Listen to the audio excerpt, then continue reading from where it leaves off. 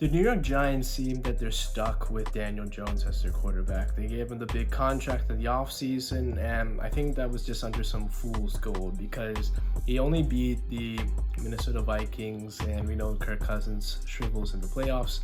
Um, it wasn't against a really good defense. That Minnesota defense is fairly toothless. They don't have a lot of scary folks out there. Their scheme is pretty simple. And he was able to slice and dice that for a win, a postseason win. That's a bargaining chip that he used to get that big contract.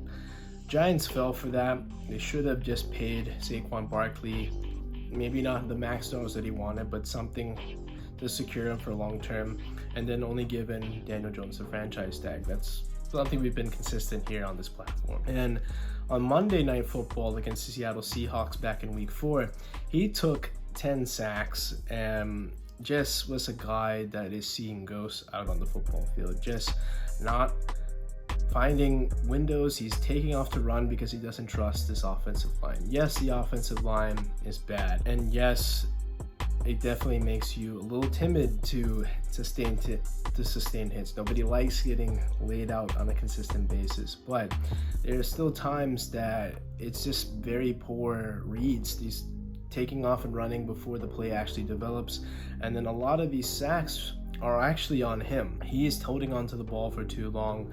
He is not really looking downfield, but then also not feeling that pocket presence where that pressure is coming from either. Daniel Jones has always been average, slightly above average at times, but it's always been around Saquon Barkley, and in these few games without him, he has struggled greatly without Saquon Barkley. This is the third consecutive game without him, and now he's out with an injury he sustained himself with that neck.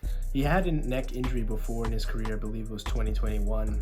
He missed the rest of the year due to that.